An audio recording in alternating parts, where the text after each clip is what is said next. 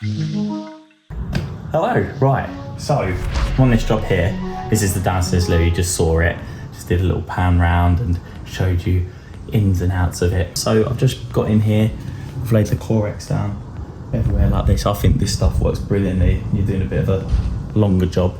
I can leave my shoes on. It's just good for putting your tools down and the rest of it. I'm just gonna start in here. This is coming out, so I'm gonna box this off and tile this. Having another basin just similar to this in front of it. Wall hung toilet and pan go in there. I'm gonna chase this waste pipe in here. And then we're gonna do a similar setup here. So it's gonna be washing machine, tumble dryer, new bit of worked up on top. And then up here this time, they're gonna have 2 500 wall units either side and then some shelves in the middle. I just thought I'd show you that before I start ripping everything out. My plan here is I'm gonna move this washing machine outside simply because we've got an outside tap there and there's a drain just around there. So I can get that temporarily connected up so they're not without a washing machine whilst we're doing it. I'm just gonna I've got a couple of off Corex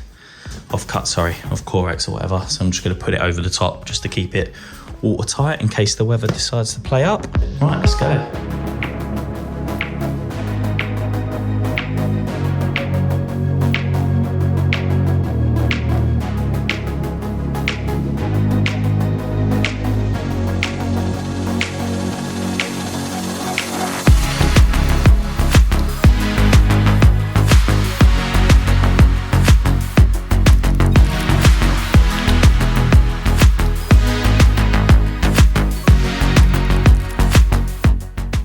Right then, YouTube update. So I've been to Howden's this morning, went to Selco's, just got some bits and pieces there. My customers had a little go at painting last night. We got the first coat on.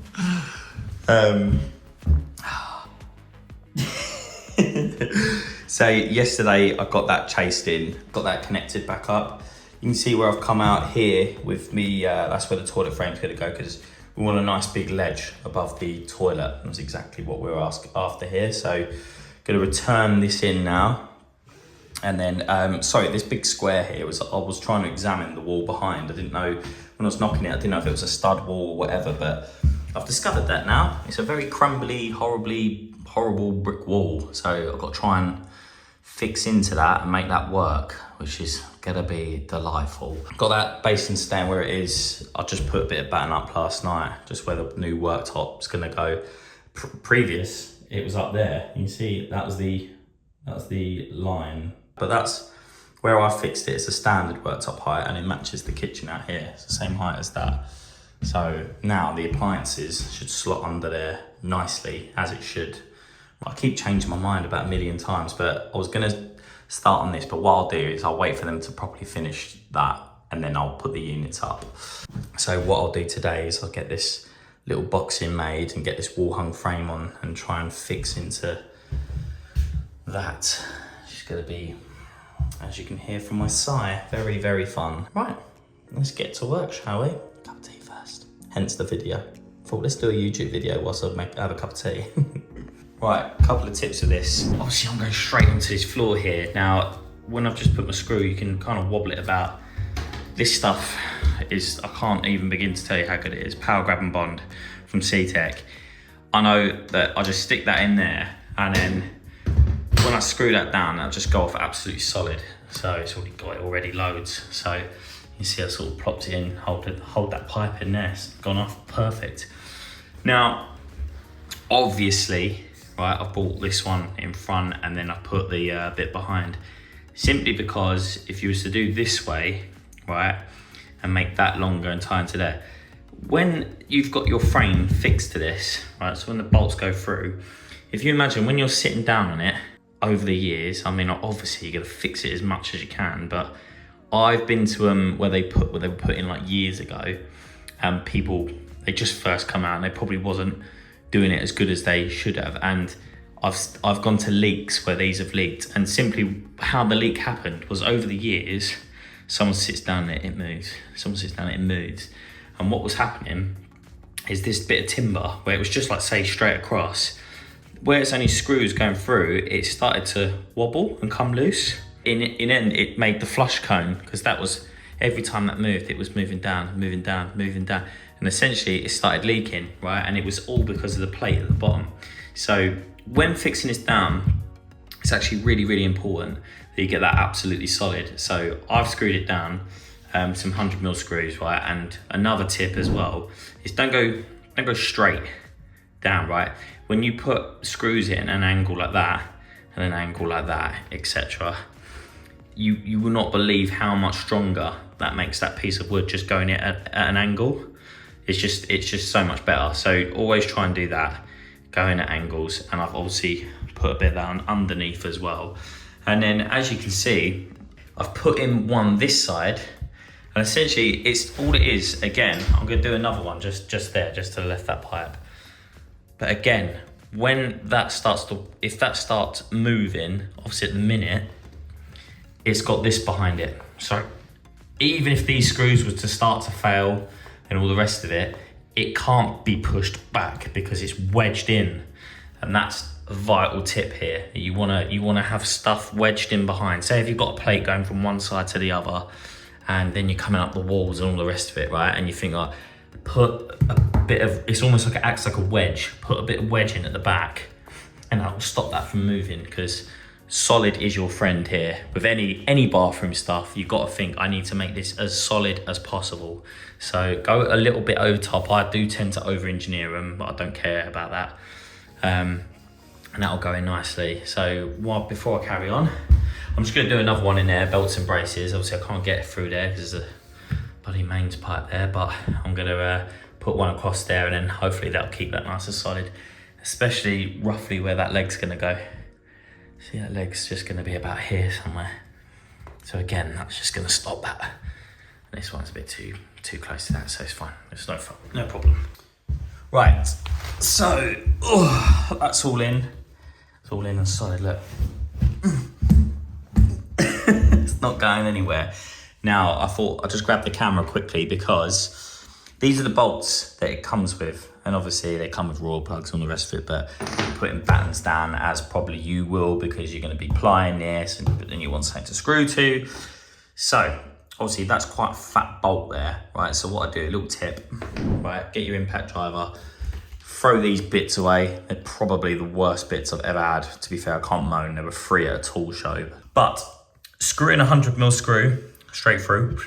You see that? Goes in nice and easy. That's all the way through. Come on.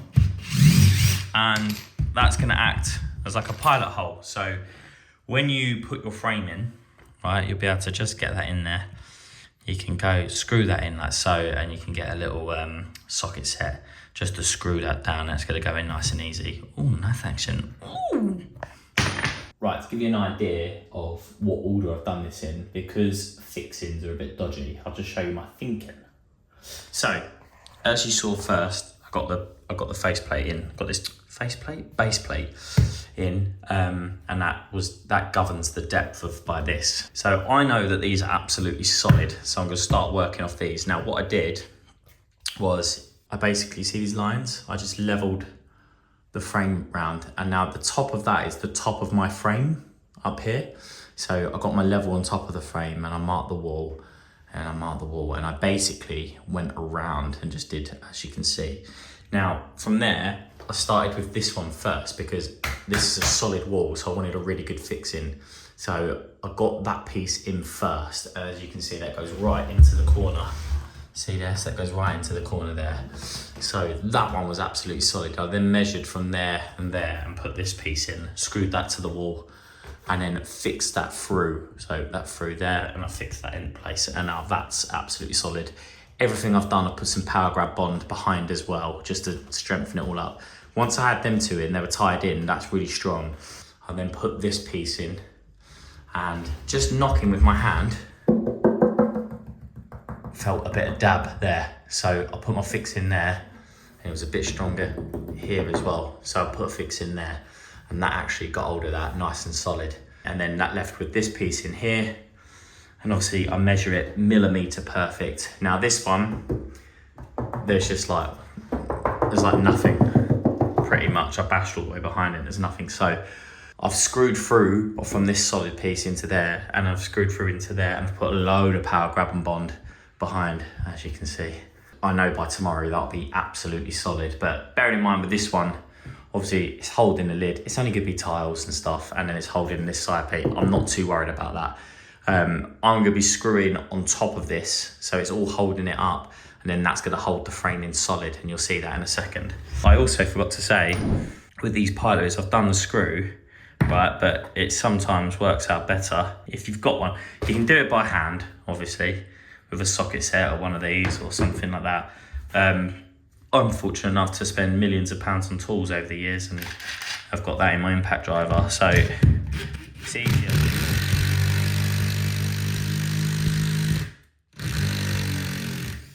Get that done all the way, and then obviously when I won't be able to get that in there because, as you can see, look, it's too big. So I'll be doing this by hand. So by putting it in first, like so, I'm not going to touch that because it's bloody hot. But I'll use this one here. But by doing this first, it means when you're putting it in by hand, it goes a lot easier. Just so you can see what I mean, right? So that's the bolt. So I've got one of these. It's a Weir Joker. It's 13mm, which is good for any plumber. Because we did the hard work a minute ago with the impact driver, this in a second will just start to thread in, as it has now. And it's just following what we just previously did. Now, one thing I'm going to flag with these frames, although they're cheap, I'm not a big lover of the feet being made of plastic. That for me is a bad idea. Other frames that I fit, they come with like a metal feet, and that just makes way more sense, but I suppose you get what you pay for. So yeah, just so you get an idea. Right then, so that is done. So another thing that I flagged with this frame is there was only one side bit, but there, although there's a hole here, there's nothing, it's just the frame the other side. Same goes for that one there, so you can't actually screw through. So what I did is I screwed through this one, that held that in place, and then I just screwed the bottom pattern, and that's got that solid. Same for that side. Now, as you can see here, that's all plumbed up. Lovely, lovely jubbly. It's absolutely solid, and that is exactly what you're after. You don't want any movement in that frame. Other thing to do, I'm just going to put a cross noggin across there, because I've worked out my little sheets of OSB that I've bought. So I've worked out a full height of them, cut that there horizontally, and then the other bit can wrap around the side. As you can see, it'll go around there, and then around there, and then around there, and around there. And what's better about doing it in two halves like that is just cutting the holes and stuff. It's just, you can just do the holes for this first go, get it around, and then you can measure up and do the flush plate. But next, after I've done that bit of wood, I've just got to connect up the mains water pipe. So it's there, I'm just gonna take that push fit coupling off, put a push fit elbow on instead or something, and just plumb it into this. And then test that. So just fill it up, see what happens. The pipe work, sorry, not the cistern. Jesus, flush that, all the water will come out, so I don't want to be doing that. But yeah, just test that bit of pipe work, and then I can start closing in. It's all going nicely. You know what, I nearly just went in and installed this, but then I remembered I get asked loads of questions about wall hung frames like this. So I thought I'd better show you my little step-by-step. I haven't fitted one of these before. I'm just gonna be reading the instructions like a madman and seeing what's the best way of doing these. Now, a few things I like about this frame is the price. So this flush button and this Duravet pan here was 400 quid, including the VAT, all in. So it's extremely good value for money. Annoyingly, I thought this was a stud wall when I first come here. I was hoping to see if I could cut the stack back and adapt it. So this could be further back, but I've spoken to my clients and I said, look, like, basically, I had to plumb this in anyway, get this in the wall. round onto that existing, and I've just cut it back, and I've come on as near to that soil pipe as it sticks through, because in here, as you can see, it's all finished. So now I'm not getting to any of that in there. So another thing to remember is with this job is that this is just a spruce up. They don't want to throw loads of money at it, hence why I'm just trying to keep this all into a good budget. So I said to them, look, I know it's gonna be sticking off the wall a fair way, but you know, what they didn't actually want was, when we originally said about it, they were like, oh great, like can we make it a bit deeper so I've got like a big tiled shelf and I can put some bits and pieces on it. I said, yeah, there's no problem at all. So that's worked out quite nicely. So they're happy that there's going to be quite a big space here and they can put some stuff on top of it. And then I'm going to return this round like so. And then they've got a big 600 vanity basin going back in this space. So the basin depth, it should finish pretty much in line with that anyway. So it should be quite nice. So what I'm doing here is I've got my set square out of the van, and I don't know if you can see that line there. It was really difficult in here. That wall's not square, that wall's not square, this isn't square. So I was just basically, I got this in because you have to put your soil pipe in. That's your depth off of the wall, obviously, because it all clips in. You see how that clips in there? So this is an adapter. Another decent thing about this frame actually is it comes with both a straight adapter and your standard angle one. Now that's normally what you put in, but with that one, it actually came with just a straight adapter, which was great for me because obviously the soil pipe's existing, but I had to stick two 45s out as tight as I could. It's a straight 45 into another one. Try and keep it back as far as possible. But so that's my depth. I know that's exactly where that's going to be, that line there.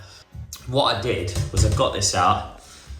First of all, squared it off this wall. It looked a little bit like, don't know, it was facing inwards a little bit against this wall.